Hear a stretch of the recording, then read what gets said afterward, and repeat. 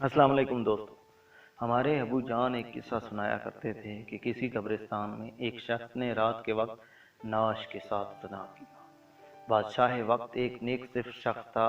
उसके ख्वाब में एक सफ़ेद पोश आदमी आया और उसे कहा कि फ़लाँ मकाम पर फ़लाँ शख्स इस गुनाह का मुर्तकिब हुआ है, और उसे हुक्म दिया कि उस ज़ानी को फ़ौरन बादशाही दरबार में लाकर उसे मुशीर ख़ास के ओहदे पर मुकर्रर किया जाए।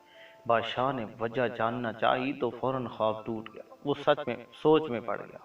बहरहाल सिपाही रवाना हुए और जाए वकुआ पर पहुंचे। वो शख्स वहीं मौजूद था। सिपाहियों को देखकर वो बौखला गया और उसे यकीन हो गया कि उसकी मौत का वक्त आन पहुंचा है। उसे बादशाह के सामने हाजिर किया गया। बादशाह ने उसे उसका गुनाह सुनाया और कहा, आज से तुम मेरे मुशीर खास हो।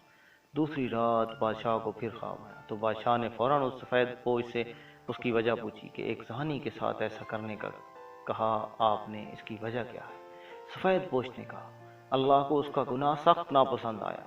चूंकि उसकी मौत का वक्त नहीं आया था, इसलिए तुमसे कहा गया कि उसे मुशीर बना दो, ताकि वो ऐश में पड़ जाए और कभी अपने गुनाह पर नादिम और शर्मिंदा होकर माफ़ी ना मांग सके, क्योंकि उसकी सज़ा आखिरत में तय कर दी गई है। मरते दम तक वो ऐश में गरक रहेगा और बल्कि खुश भी होगा। जिस गुनाह पर उसे सजा दी जानी चाहिए थी, उस गुनाह पर उसे आला ओहदा मिल गया, सो उसे गुमराही में रखना मकसद था।